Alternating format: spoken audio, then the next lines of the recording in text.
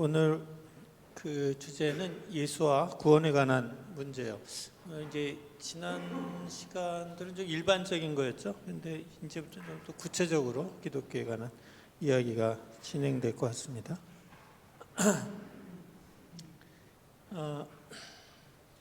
여기에 이제 나오는 모든 질문은 여러분이 질문지에 적은 그 질문 그대로예요. 그래서 아마 여기 앉아 있는 여러분들 중에서 저건 내 질문인데 하는 학생들도 있을 거고, 또 많은 학생들이 공통적으로 궁금했던 질문들일 거예요. 이런 질문들에 대해서 하나하나씩 살펴봅시다. 이게 내가 너무 넘어갔구나. 자, 구원받는다는 것은 정확히 무엇을 의미하나요?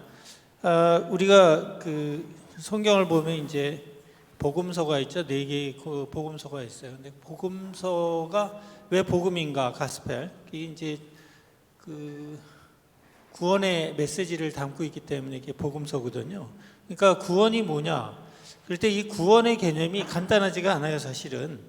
구약과 신약 성경, 이제 구약 성경과 신약 성경이 합본돼서 이제 그 개신교는 66권의 그 성경책을 쓰고 있는데, 구약 성경에서의 구원의 개념은 구속과 억압으로부터의 해방이에요. 반면에 신약에서의 구원의 개념은 죄로부터의 용서, 그래서 자유와 그 다음에 그로 인해서 얻게 되는 영생이 구원이에요. 이게 다른 점이죠, 이게. 그런데 또 문제가 되는 건 여기서 영생의 개념이 또 다르다는 거예요. 영생의 개념이. 그래서 그 부분을 이제 설명해야 되는데, 일반 교회에서는 이런 얘기 잘 안 하죠. 할 수도 없고, 사실은 짧은 설교를 통해서 이렇게 복잡한 얘기를 설명해 줄 수가 없어서 그럴 것도, 그런 점도 있고, 또 하나는 우리나라 교회 상당수가 사실은 너무 보수화돼 있어서 오래전에 고착된 복음주의적인 교리를 그대로 가르치기 때문에 이런 점을 들을 수가 없죠.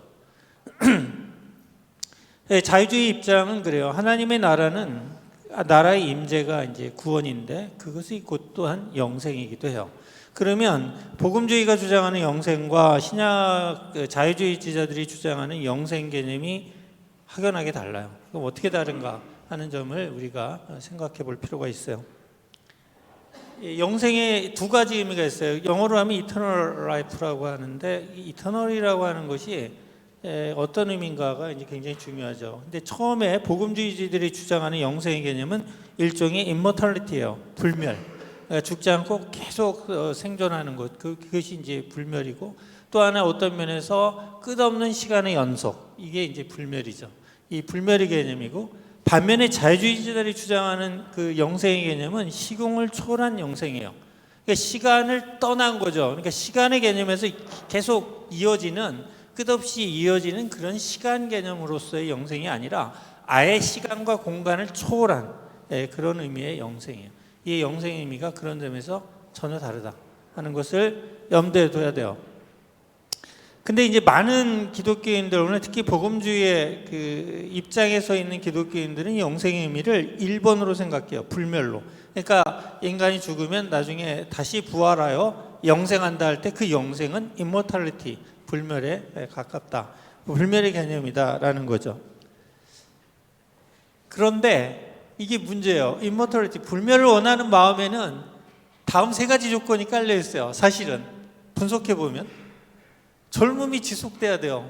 그렇지 않겠어요? 여러분이 만약에 나이가 120세쯤 돼가지고 죽었는데 120살로다가 영생한다면 그게 좋겠어요? 한번 생각해 보세요. 가능한 한 젊은 나이로다가 죽었어도 부활할 때는 젊은 나이로 부활하고 싶지 않아요? 그렇게 해서 그 젊은 나이로 유지되기를 원해요. 아마 가장 적절한 나이는 한 24살쯤 그렇게 원할지도 모르겠어요. 그런데 이 조건이 채워져야 되고, 또 하나는 관계의 지속이에요. 예를 들면 우리가 부활해서 영생하게 됐는데 아버지와 어머니, 예를 들면 가족, 형제 간의 관계가 있잖아요. 이 관계가 뒤죽박죽이 된다든가, 새로운 관계가 연출된다든가, 껄끄러운 관계가 연출된다면 그것도 또한 원하지 않는 영생이겠죠. 또 하나가 있죠. 안락한 삶의 지속이 돼야 된다는 조건이 있어요. 이 영생을 했는데 굉장히 불편해. 그렇다면 이건 안 하는 이보다 못하잖아요. 이 세 가지 조건 중에 어느 하나도 충족이 안 되면 그 영생은 원하는 영생이 아닌 거죠. 그렇지 않겠어요? 그렇다면 이게 뭐냐? 영생이라는 거 같으면 간단한 개념이 아니구나 하는 걸 알 수 있고, 또 하나는 이러한 영생을 원하는, 임모탈리티로 불멸의 영생을 원하는 인간의 마음은 결국은 탐욕의 하나구나. 즉 이 지상의 생활을 연속하고자 하는 그러한 탐심의 변형이구나 하는 것을 우리가 생각할 수가 있는 거예요. 따라서 불멸의 뿌리는 탐욕이다 라고 얘기할 수 있어요. 우리가 걸리버 여행기 보면 어떤 나라에 여행 갔죠, 걸리버가. 그때 거기에는 죽지 않는 인간의 유형이 있어요. 수백 년 동안 사는데 이 사람들은 죽지는 않는데 늙어요. 그래서 이 사람들의 소망은 뭐냐 하면 죽는 게 소원이야. 죽는 게. 나이는 먹는데 안 죽어요. 그러니까 첫 번째 젊음의 지속이 깨지고 있죠. 관계의 지속은 유지되는데 안락한 삶의 지속도 안 돼요. 그럴 경우에 그 사람들은 불멸은 하지만 죽기를 원해요. 이 중에 하나라도 조건이 맞지 않으면 아마 불멸을 원하지 않을 거예요. 그러나 우리 구미대로 그런 불멸이 과연 존재할까? 우리가 생각하는 상상일 뿐일 수도 있지 않겠어요? 우리가 불멸해서 누구나가 다 이상적인 상황으로 부활해서 이상적인 상황으로 계속 존재한다면 의미가 있을까? 이것도 넌센스예요. 왜 넌센스냐? 우리가 어떤 것을 가치 있고 의미 있다고 하는 것은 그것이 시간적으로 유한하기 때문에 그래요. 무한히 연장된다면 그 안에는 뭐만 존재하냐면 지루함밖에 남는 게 없어요. 어떠한 것도 가치 있고 의미 있는 것은 생존할 수가 없죠. 시간이 무한대로 있다면 어떤 것도 새롭지 않고 어떤 것도 가치 있는 건 없단 말이에요. 여기에서 모든 가치와 의미가 상실돼 버려요. 그러니까 시간의 무한한 연속 속에서는 어떤 것도 의미를 갖지 못한다. 그런 점에서 우리가 불멸하고 불멸을 원하지만 그 불멸을 원하는 마음에 이러한 깊은 사고가 동반되지 않고 있기 때문에 어처구니 없는 것을 우리가 사실은 구하고 있는 것일지도 모르겠다는 거예요. 그걸 이제 걸리버 여행기에서 그렇게 비비 꽈서 너희들이 원하는 불멸의 정체가 도대체 뭐냐 이렇게 묻고 있는 거죠. 그럼 이러이러한 조건이 있는데도 불멸을 원하느냐? 그럼 이러한 것들을 다 충족시키는 우리의 구미에 맞는 그런 불멸이 과연 주어질 수 있는가? 이건 그냥 상상일 뿐이죠. 성경 어디에도 이런 불멸을 준다는 이야기는 없어요. 따라서 불멸이라고 하는 것은 어떤 면에서 보면 시간의 감옥일 뿐이에요. 무한히 연속되는 시간이라면 모두 지루해서 죽을 거예요. 죽기를 원할지도 몰라요. 누구다. 생각해 보세요. 끝없이 산다. 어떤 사람과 아무리 사랑을 나눠도 시간이 오래 가면 그 사랑이 유지되기 참 힘들어요. 엄청난 노력을 하지 않은. 같은 사람과 여러분이 한 100년을 같이 산다고 한번 생각해 보세요. 부모 자식을 떠나서 남남이서 거의 엄청나게 힘들 겁니다. 그 다음에 어떤 것도 의미 있고 가치 있는 것도 시간이 지나면 다 쇠퇴해지고 의미를 상실해요. 여러분 곰곰이 생각해봐요. 여러분의 삶이 끝없이 이어진다고 생각해보세요. 거기에서 무엇이 새로울 것이며 무엇이 흥미를 끌 것이며 무엇이 재밌을 것이며 무엇이 가치가 있겠어요? 자, 이러한 그 복음주의가 우리가 원하는 영생의 개념이 불멸이라면 이러한 여러 가지 문제들을 안고 있다는 점을 우리가 인식해야 돼요. 반면에 자유주의자들이 주장하는 구원의 의미는 좀 달라요. 이터니티예요. 영생이에요. 영생은 시간의 지속이 아니라 오히려 시간을 떠나는 거예요. 탈시간하는 거예요. 시간의 개념을 떠나는 거예요. 사실 시간이라는 건 과거에서 현재를 거쳐 미래로 가지만 사실 시간은 늘 현재에 있을 뿐이에요. 과거는 뭐예요? 현재에서의 기억일 뿐이고 미래는 현재에서의 기대일 뿐이야. 그런 점에서 우리는 늘 현재에만 존재하는 거예요. 이게 자유주의자들 볼 때는 이것이 바로 하나님의 시간이에요. 하나님은 늘 현재에 있어요. 이게 하나님의 시간이고 하나님의 생명과 존재 방식이에요. 자, 영생의 본질은 일타심이에요. 사랑은 자기 소멸을 감수하는 것이기 때문에 불멸이 아닌 영생을 향하고 있어요. 미래를 생각하지 않아요. 또한 과거를 돌아보면서 자책하지도 않아요. 늘 현재의 존재예요. 이것이 사랑의 본질이거든요. 따라서 자기 사랑이라는 것, 이타심과 사랑은 자기 소멸을 감수하는 것이기에 불멸이 아닌 영생을 향하는데, 그때 영생은 immortality, 불멸이 아니라 시간과 공간을 초월한 그런 영생이다.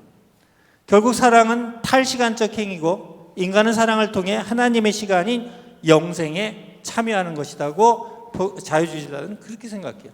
그래서 요한일서 4장 10절에 뭐라고 되어 있어요? 사랑 안에 거하는 자마다 곧 하나님 안에 거하고 그 안에 하나님이 존재한다, 거하신다, 이렇게 얘기하고 있어요. 결국 우리가 누군가를 갖다 조건 없이 사랑할 수 있다, 이타심을 발휘할 수 있다면 이미 우리 안에 누가 있다는 거야? 하나님의 사랑이 있다는 거야. 그리고 또한 우리가 우리 마음속에 하나님이 계시고 또 우리가 하나님 안에 있다, 이러한 얘기가 가능한 거죠. 이런 의미에서의 구원을 이야기하고 있는 거예요. 그러니까 영생이라고 하는 것은, 우리가 죽음이라는 것을 왜 두려워합니까?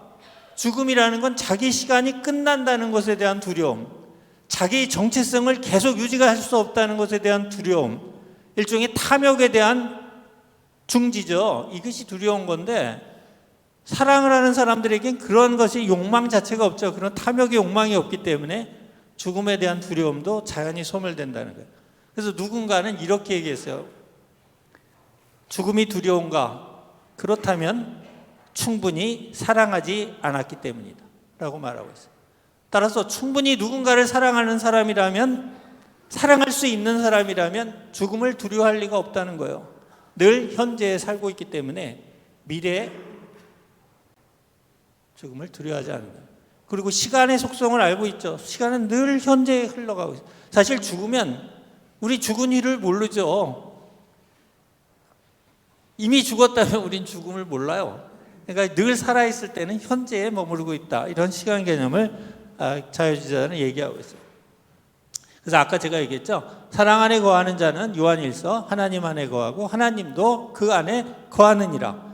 따라서 누군가가 사심없이 순수하게 이타심으로 누군가에게 사랑을 베풀 수 있다면 그 사람은 이미 그 안에 하나님의 영이 함께하고 있는 사람이다. 이것이 바로 크리스찬이다 라고 주장하는 거예요. 따라서 우리가 참된 사랑을 할 수 있다면 그것은 신의 생명에 참여하고 있기 때문이다. 우리가 신을 믿어서 우리가 영원히 죽지 않는 불멸에 이른다는 것은 복음주의자들의 주장이에요. 반면에 자유주의자들은 그런 이모탈리티는 없다. 진정한 의미에 있어서의 영생은 이런 의미의 영생이다, 이렇게 얘기하고 있어요. 구원은 죽지 않게 되는 것이 아니라 하나님의 생명에 참여하는 것이 구원이고 그것이 영생이에요. 따라서 구원은 미래의 결과, 미래에 일어날 어떤 일이 아니라 오늘날 현재 우리가 느끼는 마음의 평화, 죽음의 공포에서부터 벗어나고 인간의 탐욕에서부터 자유로운 이 상태가 이미 구원이고, 인간이 탐욕에서부터 자유로우니까 마음의 평화를 누리게 된다는 거예요. 따라서 구원은 단순한 죄의 해결이 아니라 우리 존재가 변화되는 거예요. 늘상 무언가를 탐욕하고 무언가를 구하는 그러한 인생에서 마음의 평화를 누리게 돼요. 이것이 존재의 변화, 이것이 자유주의자들이 생각하는 기독교가 약속하는 구원의 개념이라는 거죠. 따라서 구원의 개념이 좀 달라요. 구원은 인간의 관점에서 두 번째 질문이에요. 만들어진 개념인가요? 물론 성경을 믿지 않는 관점에서 보면 그렇다고 말할 수 있어요. 그러나 성경의 말씀을 믿는 사람들은 그렇지 않죠. 왜냐하면 기독교의 구원은 성경의 가르침에 근거하고 성경은 하나님의 영감에 의해 쓰인 책이라고 믿고 있기 때문에 그래요. 그러나 구원의 개념은 앞서 본 것처럼 성경에 대한 어떤 해석을 하느냐, 어떻게 해석하느냐에 따라 구원의 개념은 얼마든지 달라질 수 있어요. 이 점을 우리가 유념해야 돼요. 그러니까 복음주의자들이 생각하는 식의 구원으로도 해석할 수가 있고 자유주의자들이 생각하는 구원의 개념으로 해석할 수도 있어요. 선택은 여러분이에요.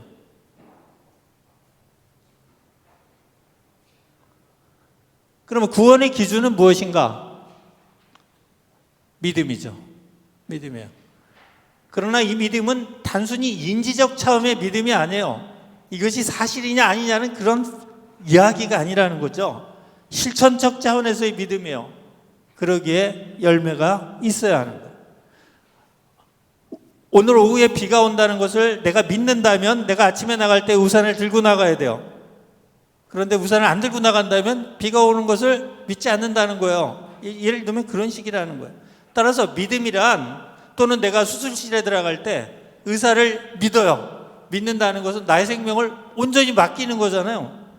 그게 신뢰예요. 그런 신뢰가 바로 믿음이라는 거예요. 근데 이러한 구원은 한순간에 이루어지는 개념이 아니라 사실은 일생을 통해 일어나는 점진적인 과정이라고 보여지는 거예요. 단번에 이렇게 해가지고 어느 날 하루아침에 완전히 새로운 사람이 되거나 단번에 이렇게 변화가 일어나는 건 아니죠. 아무리 구원이 존재의 변화라고 해도 그 존재의 변화도 일순간에 일어난 것처럼 보이는 사람이 있어요. 그러나 그 사람도 세월이 가면 다시 또 세속화됐다가 넘나들어요. 세속화와 성스러운 삶을 이렇게 왔다 갔다 하면서, 그러면서 점점 세속화에서 멀어지는 그러한 현상을 보이게 되죠. 따라서 점진적인 과정이라고 보아야 된다라는 거예요. 그래서 성화가 되는 과정이 꽤 오랜 기간, 죽을 때까지 이 과정이 지속되는 거다라고 볼 수가 있겠어요. 그다음에 구원은 사후의 문제인가요? 현재의 삶과 관련이 있나요? 예수께서는 분명 가르침 복음서에 집중해서 보면 구원을 현재적인 것으로 설명해요. 왜냐하면 이렇게 말하거든요. 나를 믿으면 죽어도 살겠고 살아서 믿으면 영원히 죽지 않으리라. 결국 또 영생이란 하나님과, 나를 보내신 하나님과 나를 믿는 것을 아는 것을 영생이라고 그래요. 아는 것을 영생이라고 한다. 그럼 하나님과 예수 그리스도를 아는 것이 영생이다. 아는 것이 뭐냐? 인지적인 차원이 아니라 체험하는 거예요. 체험하는 거. 또 신뢰하는 거예요. 그것이 곧 영생이다. 그렇게 될 때 우리가 구원으로서의 영생을 얻기 때문에 그렇다는 거죠. 여기 보면, 그런데 기독교는 구원을 사후의 문제로 봤어요. 사후의, 죽음의 이후의 문제. 마틴 루터를 따르는 복음주의자들은 온전한 구원, 하나님 나라의 완성은 사후에 이루어지는 것으로 봤어요. 마틴 루터가 종교개혁을 했을 때 독일 농민들이 마틴 루터의 그 말에 호응을 했어요. 그래서 이제 신분제를 철폐하고 모든 사람은 자유롭고 평등하다는 생각을 믿고 혁명을 일으켰는데, 뜻밖의 마틴 루터는 영주편에 서서 자유와 평등은 이 세상의 질서를, 이 세상의 사회적인 이 땅에서의 자유와 평등이 아니라는 거예요. 죽어서 하늘나라에 가서의 평등이라는 거예요. 이 땅에서는 결국은 신분제는 유지된다는 거예요. 반면 자유주의자는 구원을 늘 현재적인 것으로 봐요. 과거, 현재, 미래로 흐르는 시간은 하나님의 시간이 아니에요. 하나님 시간은 늘 현재에 있어요. 사랑이라는 건 뭐예요? 내일을 생각하지 않는 거예요. 오늘 우리가 무언가 나를 내어주는 그러한 헌신과 이타심이에요. 바로 이러한 것들이 현재에 머무는 거거든요. 최선을 다. 바로 이것이 하나님의 시간이고 하나님의 삶에 참여하는 방식인 거죠. 사랑이. 그렇기 때문에 구원은 현재적이다. 우리가 죽어서 먼 미래에 나중에 부활하고 천국에 가고 하는 그런 개념이 아니라고 자유주의자들은 믿어요. 따라서 오늘날 우리 마음이 편안하고 우리 마음이 평강하고 평화를 누리지 못한다면 그건 구원이 아니죠. 그러면 내가 구원받았는지 어떻게 알 수 있나요? 이렇게 이제 물을 수가 있어요. 복음주의자는 구원을 확신의 문제로 생각하고 자유주의자는 구원을 변화의 문제로 봐요. 따라서 복음주의자는 예수가 나를 죄로부터 구원해줄 구주라는 확신이 있는가라고 묻고 있고, 자유주의자는 내가 얼마나 변화된 모습을 보이느냐, 내가 정말 남에게 사랑을 베풀 수 있는 그런 사람인가를 보는 거죠. 그렇게 해서 내가 구원받았는지를 확실하게 판가름할 수가 있어요. 스스로 자문하는 거죠. 자문하는.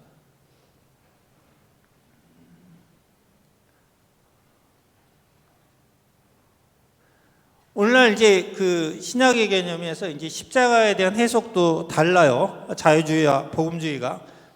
복음주의자들은 십자가 사건을 예수가 우리의 죄를 위해서 대속한, 대속한 속죄 양으로서 대속한 그런 대속적 죽음이라. 그래서 우리가 예수 그리스도를 믿는 순간 우리의 모든 죄가 사함을 받고 하나님 나라에 들어갈 수 있는 온전한 사람이 된다는 것이 복음주의가 가르치는 거예요. 그래서 내가 얼마나 예수를 내 구주로 믿느냐, 그 믿음이 구원의 조건이 되는 거죠. 그리고 그 구원은 내가 죽어서 나중에 부활하고 천국에 가는 것으로 구원을 받는 거예요. 그러나 자유주의자는 그렇게 생각하지 않아요. 자유주의자는 그런 개념으로 보지 않는 거죠. 자유주의자는 바로 예수야말로 이 땅에서 온전한 사랑을 실천하고 하나님의 생명을 이 땅에서 온전히 누린 첫 번째 사람이었다. 그리고 그는 인류의 스승이었다. 따라서 우리도 예수처럼 하면, 예수처럼 산다면 우리도 예수가 누렸던 그 평안을 누리게 될, 그가 체험했던 그 구원을 우리도 동일하게 누릴 수 있다. 이렇게 믿는 것이 자유주의자. 따라서 변화에 포커스를 두는 거예요. 변화에. 왜 구원은 행위가 아니라 믿음으로 주어진다고 하나요? 복음주의는 천국에 들어가려면 흠이 없어야 하는데 우리의 노력으로는 불가능해요. 인간은 아무리 노력을 해도 죄에서 벗어날 수가 없는 거예요. 그렇기 때문에 예수가 뭘 해야 돼요? 속죄양으로 하나님께 바쳐져야, 제물로 바쳐져야 모든 인간이 구원을 받을 수 있다는 그런 개념이에요. 예수가 왜 신이라고 생각하느냐 하면, 만약에 예수가 그냥 인간이라면 인간 역시 예수도 인간이라는 흠이 있을 거 아니에요. 근데 율법에 따르면 흠 없는 제물을 바치게 돼 있어요. 흠이 없는. 근데 흠이 있는 인간 예수가 제물로 바쳐진다면 결국 예수의 죽음은 그 자신의 죄에 대한 죄값으로 드려지는 제물일 뿐이에요. 다른 사람을 위한 속죄양이 결코 될 수 없는 거죠. 그래서 예수를 신이라고 믿는 거예요. 복음주의자들은. 반면에 자유주의자들은 예수를 신이라고 믿지 않아요. 하나님의 영이 임한 그런 점에서 하나님이 그 안에 있기 때문에 그를 신이라고 한다면 그건 오케이. 그러나 그 자체가 신은 아니다는 거죠. 자유주의자들은 그렇게 봐요. 또 예수의 그 죽음 자체가 내 죄랑은 아무 상관이 없다는 거죠. 죄의 개념과는. 그리고 오늘날 죄라는 것도 그래요. 20세기에 들어와서. 오늘날 죄의 문제로 그렇게 고민하는 사람이 있을까요? 사실상 오늘날 20세기에 들어와서 죄라는 것은 굉장히 복잡한 개념이에요. 인간 개개인의 죄라는 것도 따지고 보면 유전적인 측면도 있고 사회 구조적인 측면도 있는 거거든요. 어떤 성장 배경에서 성장했느냐도 굉장히 중요한 측면이 있어요. 그러나 복음주의자가 죄를 다루는 방법은 너무 일반적이고 너무 통념적이에요. 그러나 죄는 굉장히 복잡한 개념이거든요. 근데 그 문제를 너무 단순화해버리고 모든 인간은 죄인이다라는 식으로 접근하는 것 자체가 자유주의자들은 마음에 안 드는 거예요. 또 하나, 왜 인간이, 그리고 또 구원 개념도 마음에 들지 않고 먼 미래에 있을 구원에 자기 인생을 걸 사람이 있는가 하는 거죠. 내가 죽어서 갈 천국을 위해서 오늘날 내가 있을 내 현재의 모든 삶을 포기하고 헌신할 수 있는가? 여기는 중요한 비결이 있어요. 비밀이 있는데, 저는 내가 강의 때도 그랬지만 20세기 이전에 19세기만 해도 상당수 많은 사람들은 오늘날 여러분들 같이 이런 삶을 누리지 못했어요. 사실 우리는 산업혁명의 혜택을 많이 누리고 있어요. 또 하나 민주주의의 혜택을 많이 누리고 있어요. 오늘날 누구나 자유롭고 평등하다고 그래요. 그러나 19세기만 해도 절대 그러지 않았어요. 심지어 제가 미국에 유학을 갔을 1980년대만 해도 여전히 흑인들에 대한 차별이 있었고 미국에는 60년대 중반까지만 해도 버스를 타면 뒷자리에는 흑인, 앞자리에는 백인이 탔어요. 그리고 흑인 쓰는 화장실과 백인 쓰는 화장실이 모든 레스토랑에 구분되어 있었어요. 심지어 미국에서도 60년대까지 그랬어요. 우리가 누리는 오늘날 이 자유와 평등은 최근의 일이에요. 심지어는 18세기 전만 해도 많은 사람들은 신분적으로 노예였어요. 한국이 1910년대 일본의 제국주의에 이제 식민지화 됐지만 그 이전에 조선시대 때 대부분의 사람들이 소장농이고 대부분의 노예 출신이에요. 신분이 노예예요. 노비죠, 노비. 이런 상태에서 삶 자체가 고단한 거예요. 우리는 오늘날 뭐 진짜 옛날 왕도 먹기 힘든 그런 음식들을 일상적으로 먹으며 지내지만 과거에는 전혀 그러지 못했어요. 한 해 한 해 살아남는 것이 생존 투쟁이었어요. 삶 자체가 생존 투쟁이었어요.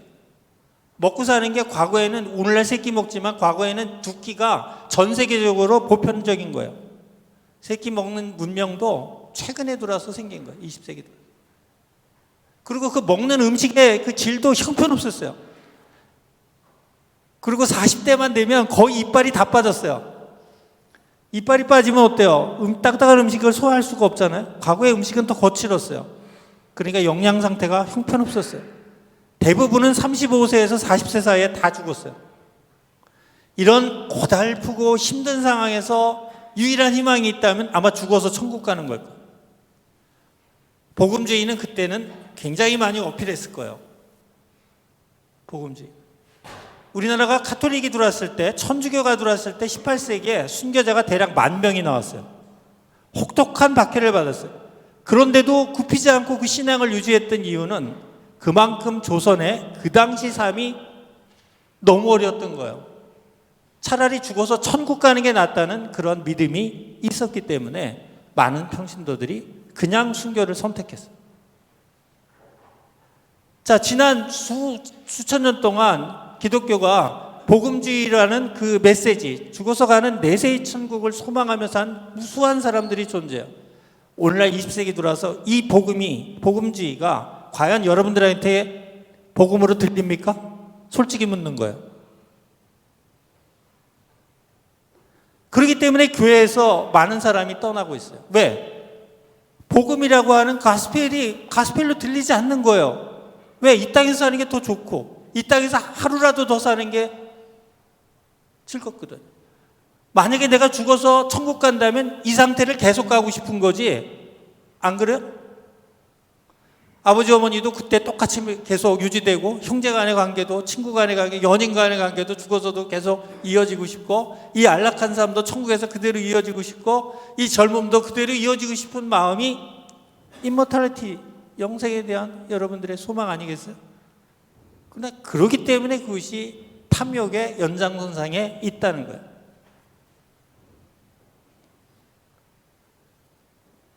죄송합니다. 자유주의자는 이렇게 봐요. 현세에서 사랑을 실천하며 사는 삶이 곧 영생을 누리며 사는 삶이고 이런 사랑의 실천은 내 마음에 하나님의 영이 없이는 사실상 불가능해요. 그러므로 사랑의 실천을 위한 능력을 우리가 하나님께 구해야 되는 거예요. 내가 누군가를 정말 사심없이 누군가를 위해서 헌신할 수 있다면 그건 내 능력에서 나온 거라고 보기 어려워요. 가톨릭의 이태석 신부라고 있어요. 아주 오늘날 한국의 슈바이처라고 부르는 사람인데 수단에 가서 그 의료봉사를 하다가 결국 40대 암으로 죽었어요. 근데 그 사람 덕분에 수단에서 많은 학생이 한국에 유학 가서 의사가 돼가지고 고국에 돌아가고 또 그 수단에 의과대학을 만들고 그래서 의료 종교로 굉장히 큰 꽃을 피웠어요. 근데 이 사람이 굉장히 어려운 환경에서 자랐어요. 싹바느지라는 어머니 밑에서 몇 형제들아 지금 기억은 안 나는데 자녀가 많아요. 근데 그 중에서 공부를 잘해서 인제대 의대를 나오고 의사가 됐어요. 근데 이 사람은 이제 내가 고생했으니까 이제 부모님을 호강시켜줘야지. 일반적으로는 그렇게 생각하잖아요. 그리고 어렵게 산 형제들을 보태줘야지. 근데 전혀 다른 생각을 했어요. 어떤 생각을? 의료 선교를 나가겠다. 그래서 가톨릭 수도원에 들어가고 그래서 신부가 되고 그 다음에 파송을 받아요. 그것도 제일 위험한데 수단은 내전이 일어나가지고 굉장히 위험한 지역이기도 했거든. 그래서 거기서 의료 선교를 하다가 결국 암에 걸려서 죽었어요. 이런 사랑을 아무나 할 수 있어요? 어려워요. 이것이 바로 하나님의 영이 우리 안에 있기 때문에 그것이 가능하다. 따라서 믿음이라는 건 주어진다고 하는 거예요. 나에게 스스로 생기는 것이 아니라는 거예요. 하나님이 있다는 거, 눈으로 보지도 못하는 하나님이 있다고 믿을 수 있고 그 하나님에게 나의 모든 삶을 갖다가 커미트먼트 할 수 있다면 그건 단순히 나의 의지의 작용이 아닌 거예요. 서로 의지가 생긴다고 해도 고난이나 역경을 당하면 그대로 무너지죠. 그것이 유지되기가 어렵죠. 그런데 어려운 상황에서도 그걸 유지할 수 있다면 그것은 내 힘이 아닌 거죠. 그래서 기독교에서는 믿음은 뭐라고 그래요? 기프트라고 하는, 하나님이 주신 은혜고 선물이다. 여러분들이 이러한 삶을 정말 사모하고 야도 저 사람처럼 살고 싶다라면 마음의 의지만으로는 불가능하다. 그렇기 때문에 하나님께 기도하라는 거예요. 그러면 하나님께서 여러분들에게 좋은 것을 주시겠다는 거예요. 누가복음 10장에서 약속하고 있어요. 하나님께서 좋은 것을 주시겠다. 그것이 바로 홀리 스피릿이요, 성령. 우리 마음에 성령이 임재하면, 하나님의 영이 임하면, 아까 요한일서 4장 16절의 말씀처럼 사랑 안에 거하는 자마다 하나님 안에 거하고 하나님도 그의 안에 거하느니라. 이게 성립되는 거예요. 자유주의자들은 바로 그걸 믿고 그것을 구원이라고 보는 거예요. 자, 이제 예수와 구원에 대한 질문이에요. 천국과 지옥. 천국과 지옥은 실제로 존재하나요? 구약에는 천국과 지옥의 개념이 없어요. 아예 구약에서는 지옥의 개념도 없어요. 그냥 죽으면 스월이라고 하는 땅의 지하세계로 가는 거예요. 다시 얘기하면 흙으로 돌아간다는 거예요. 우리가 오래 살고 죽어서도 무슨 내세가 있고 하는 그러한 생각을 가진 것 자체가 굉장히 신약적인 개념. 그 이전에 그런 개념조차가 없어요. 신약에 나오는 천국과 지옥 역시 예수님의 비유에 나올 뿐이지 예수님이 천국이 있다, 지옥이 있다 이렇게 말씀하시지는 않았어요. 어떤 면에서 대중들을 위한 눈높이 교육인 거죠. 눈높이 교육. 마태복음에 나오는 천국이라는 개념이 있어요. 킹덤 오브 헤븐인데 이건 하나님이란 말을 사용하지 않는 유대인들을 고려해서 하나님의 나라의 비유적인 표현일 뿐이에요. 유대인들은 그 하나님의 거룩한 이름을 말할 수가 없다. 그래서 하나님이란 말조차는 안 했으니까 그걸 비유적으로 하늘에 비유해서 하늘 나라라고 얘기해요. 마태복음은 유대인들을 대상으로 쓴 복음서거든요. 그렇기 때문에 하나님의 나라라는 말 대신에 천국이란 말을 써요. 그러나 다른 공간복음, 세 개의 복음서, 마태, 그 다음에 누가, 요한복음은 마가, 누가복음, 요한복음이 이제 이게고 세 개의 공간복음 전부 다 마태를 제외한 다른 세 개 복음, 누가, 마가, 요한복음 세 개 복음서는 다 하나님의 나라란 용어만을 써요. 천국이라는 말 쓰지 않고. 근데 오늘날 이 천국이라는 말이 오늘날 천당과 지옥이라고 하는 실제적인 어떤 장소적 개념으로 오용되고 있고 잘못 이해되고 있어요. 예수가 복음서에서 가르친 하나님의 나라란 결국 하나님의 영이 임해서 우리가 하나님의 영의 가르침과 뜻대로 사는 그러한 세상이 바로 하나님의 나라예요. 그러니까 내 마음속에 하나님의 영이 임하면 어떻게 되는 거예요? 내 마음이 곧 성전이 되는 거고 곧 또한 하나님의 나라가 임하는 거예요. 내 마음속에.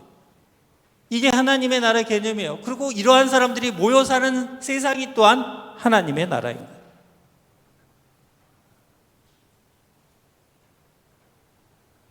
구원받는다는 것은 곧 천국에 간다는 의미인가?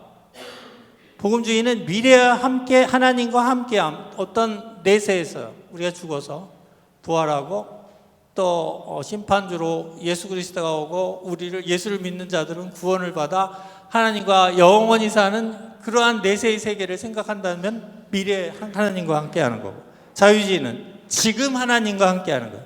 천국에 간다는 표현은 천국을 장소적 개념으로 보고 있다. 그러나 천국은 마음에 임하는 것이고, 마음에 임하는 것이고, 마음에, 그 다음에 내세에서의 그럼 천국이라는 개념은 없냐, 복음주의자. 그거는 모르는 거예요. 부정하지 않아요. 그러나 그것이 구체적으로 어떻다는 것을 얘기하지 않아요. 우리가 일종의 영적인 존재라면 당연히 육체의 죽음과 더불어 영혼도 소멸될 거리라는 생각을 할 수는 없죠. 그런 점에서 하나님의 품으로 다시 돌아간다라는 그런 상징적인 표현을 쓸 뿐이에요. 그러나 완전한 소멸이 있다라고 얘기하지도 않고, 또 하나 중요한 건 자기 정체성을 계속 유지하고자 하는 것도 일종의 어떤 면에서 자기 마음에서 우러나는, 마음에 그 자리 잡고 있는 탐욕일 수가 있는 거예요.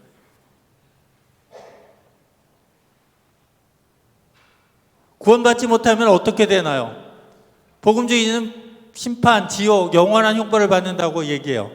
자유주의자는 인생에 우리가 한 번밖에 주어지지 않은 이 인생을 참 행복을 누리지 못하고 사는 거죠. 늘 마음속에만 스트레스 받고 늘 무언가를 갈급해하고 욕망에 들끓고 하루도 편안한 날이 없이 그렇게 사는 거죠. 마음의 천국을 누리지 못하는 거예요. 복음주의. 따라서 복음주의는 나중에 어떻게 될지에 관심이 더 있다면, 자유주의는 지금 어떻게 살지에 관심을 두는 거예요. 우리가 종교를 믿는 이유가 있다면 지금 어떻게 살지에 관심을 갖고 있고, 지금 내가 하나님 나라를 누리기 위해서 믿는다는 것이 자유주의 입장. 그런 점에서 자유주의자들의 관점에서 보면 변화되지 않은 사람은 하나님을 믿는 게 아니죠. 믿는 게 아니에요. 물론 모든 사람이 믿을 수는 없어요. 믿고자 하는 사람들이 있죠. 나도 예수처럼 살고자 하는 사람들이 있죠. 그러나 다 예수처럼 살 수는 없어요. 그렇기 때문에 우리는 하나님에게 구해야 돼요. 하나님의 능력을. 그래야 우리가 하나님처럼 살 수 있는 거예요. 예수 그리스도처럼 살 수 있는 거예요. 그럴 때 우리 마음에 하나님의 나라가 임재하고, 또 나와 같은 하나님의 나라가 임재한 많은 사람들이 모여 살 때 그것이 하나님의 나라가 되는 거죠.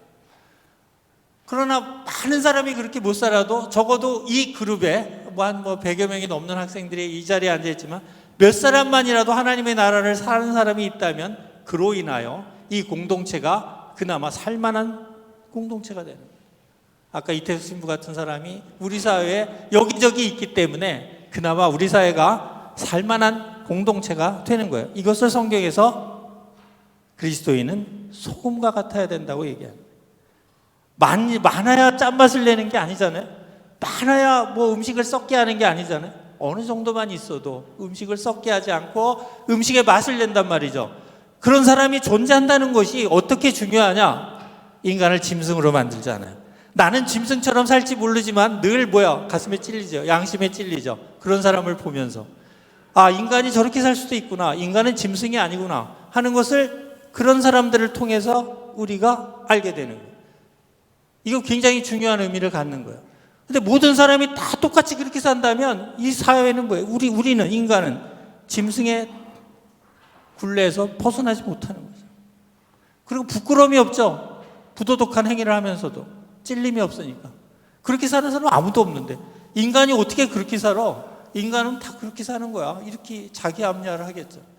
그러나 분명한 건 아까 제가 언급한 이태숙 신부 같은 그런 분들이 있기 때문에 우리는 인간의 고귀한 존재다, 존엄한 존재다라는 것을 동의하는 거예요.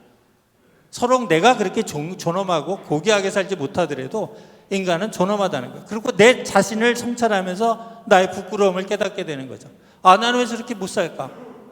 그러면서 우리가 교회에 나와서 무릎 꿇고 하나님께 기도하게 됩니다. 나도 저렇게 살고 싶습니다. 이게 크리스찬입니다.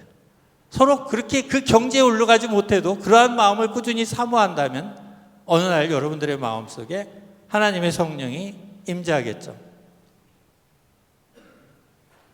그렇기 때문에 우리가 기독교인이라면 적어도 성령을 사모하는 일을 힘써야 돼요. 늘 기독교인을 우리가 굉장히 잘못 오해하고 있는 게 교회 와서 맨날 뭘 달라고 기도만 하는 것이 기독교인으로 오해할 수 있는데 그거는 본질과 거리가 먼 겁니다. 그렇게 가르친 적도 없어요. 사실은 성경을 천천히 보면 구하라 그러면 얻을 것이요, 두드려라 열릴 것이요. 그 맨 끝자리에 가면 뭐라고 얘기하냐? 아무리 나쁜 아버지라도 자식에게는 좋은 것을 줄 줄 알거든 하물며 하늘아버지께서 너희에게 좋은 것을 주시지 않겠느냐라고 얘기하고 그 다음에 얘기한 좋은 것의 정체가 성령이라고 말하고 있어요. 우리가 구하는 것을 그대로 주시는 분이 아니라는 거죠.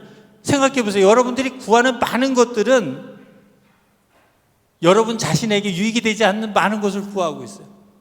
노력도 안 하면서 공짜로 무언가를 원해요. 그렇게 해서 얻은 열매는 사실은 여러분을 해칠 뿐이에요. 전혀 도움이 되지 않아요. 어떤 사람은 기도에 응답받았다고 좋아해요. 그런데 그것이 시간이 흐르면서 재앙이 될 수도 있는 거예요. 인생 세옹지마는 어떤 것이 좋다고 날뛰었는데 사실 시간이 지나다 보니까 이게 좋은 게 아니었네. 또 어떨 때 재앙처럼 여겨졌던 것들이 시간이 흐르면서 나에게 복으로 바뀌어요. 저같이 이제 한 70 살아보면 그걸 깨달아요. 철저하게 깨달아요. 그래서 인생은 일희일비할 게 아니구나. 그리고 헛된 것을 구할 게 아니구나 하는 것을 깨닫게 되는 거예요. 제일 중요한 게. 그래서 어거스틴이 이런 말을 했어요. 초기 4세기의 교부예요. 우리 갓파더라고 교회의 기초를 놓은 성인이 있어요. 아우구스티누스 성인, 또는 영어식으로 하면 어거스틴이라는 분이 이런 얘기를 했어요. 어떤 일을 임할 때 모든 것이 자기 손에 달린 듯 열심히 일하고, 또 모든 것이 하나님에게 달린 듯 열심히 기도하라. 모순된 것 같지만 여기에 진리가 있는 거예요. 최선을 다하고 나머지는 하나님께 맡기는 것, 이것이 크리스찬의 태도인 거예요.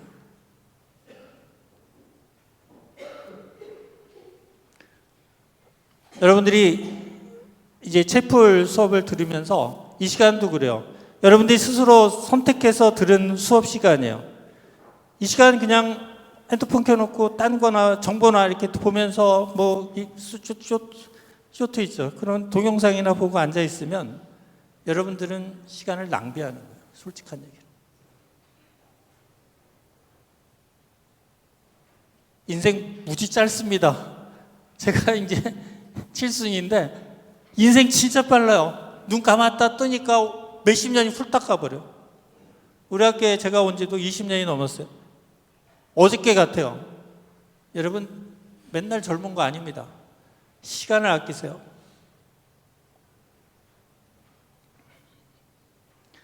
중요한 건 있죠. 우리의 인생이 언제 끝날지 모른다는 거예요. 이 평범한 진리를 머리로는 이해하는데 마음으로 와닿지 않기 때문에 우리가 뭐예요? 시간을 낭비하고 있는 거예요. 그러다 종종 주변에 어떤 사람들이 죽는 것을 목격해요. 그때 반짝 좀 깨달아요. 그런데 대부분 죽는 분들이 나이 드신 분일 경우에는 나이 들면 죽는가 보다라고 생각해요. 그러나 정작 여러분 나이 또래의 사람들이 죽는 걸 목격하면 생각이 달라져요. 그래서 여러분 나이 또래 병원에서 호스피스 사역하고 이런 사역하면 철이 빨리 들어요. 여러분들은 너무 일상의 편안함이 익숙해져 가지고 이런 생활이 계속되고 이런 생활이 너무 당연하게 여겨지지만 불과 몇십 년 전만 해도 이러한 생활은 전혀 당연하지 않았어요.